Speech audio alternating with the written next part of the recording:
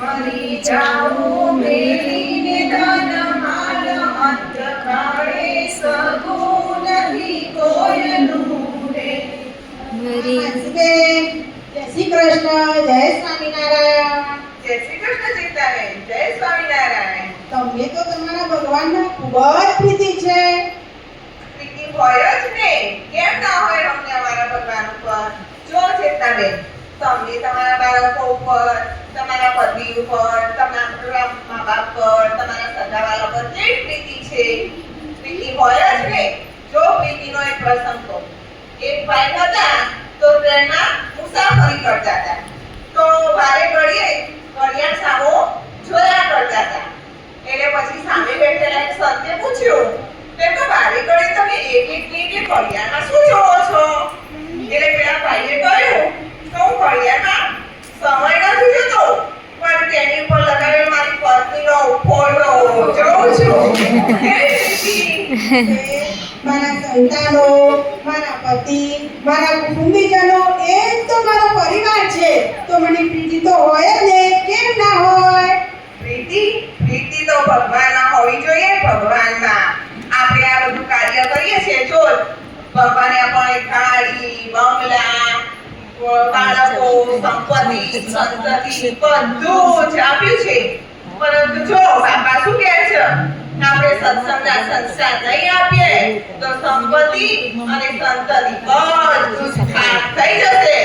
હા માનસીબેન, અમે તો જ્યારે તમારી પાસે આવીએ ત્યારે તમે પૂજા, આરતી, દાન, આપણી રવિ સભા, બરા સભા, મહિલા સભા એની જ વાતો કરતા હો છો. તમે તો કશી બીજી વાત કરતા નથી.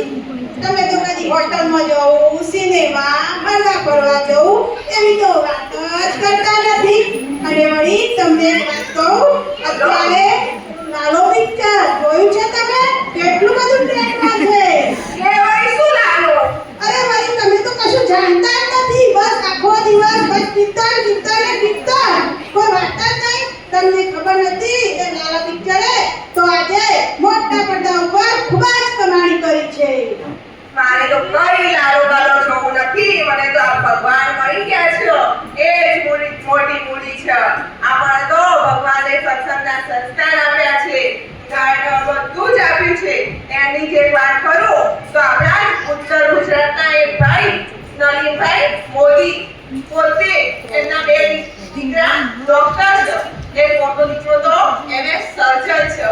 અત્યારે હાલ તેઓ મુંબઈના સ્થાયી થયેલા છે.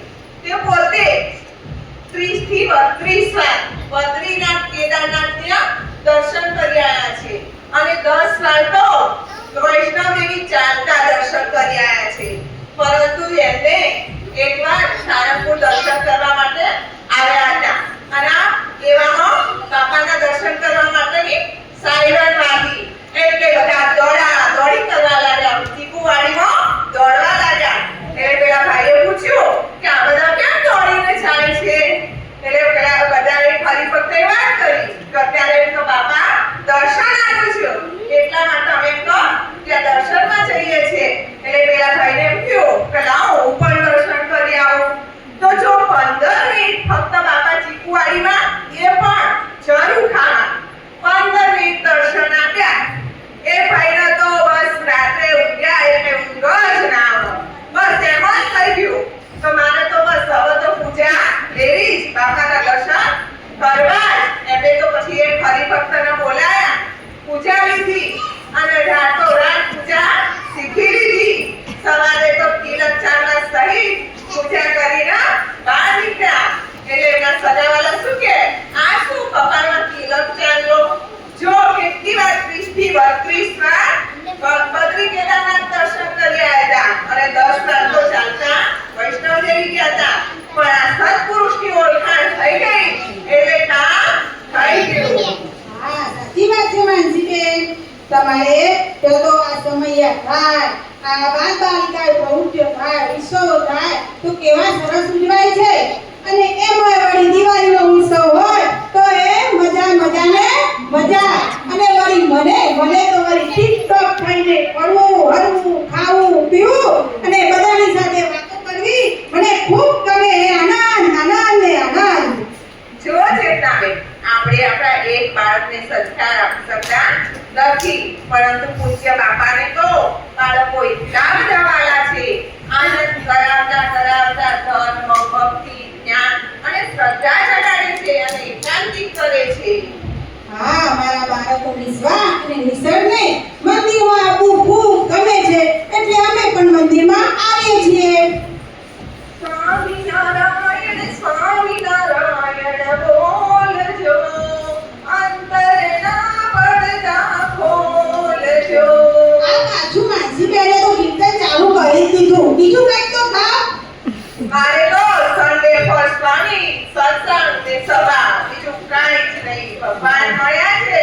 જો તમને વાત કરું, એક જૂનાગઢનો વેપારી હતો. તે પોતે તગાડા ચાવડાનો વેપાર કરતો હતો. તો કોઈ પૂછે કે આ ટામેટાનો શું ભાવ?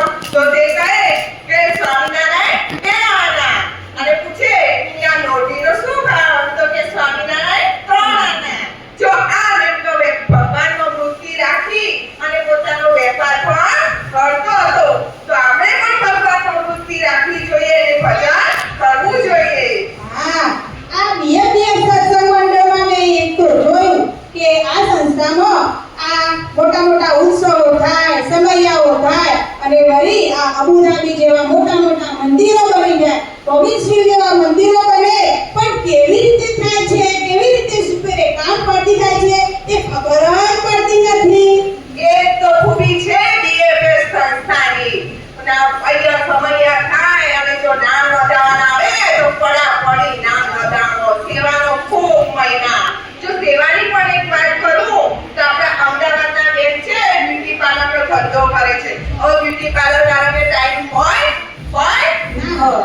તો એ બેન પોતે 3 મંડળ સંભાળે છે અને બ્યુટી પાર્લરનો ધંધો કરે છે. અને ઘરમાં રસોઈનું કામકાજ હોય કે ના હોય, એ બધું ટાઈમનું મેનેજમેન્ટ કરી ભગવાનનું કાર્ય કરે છે.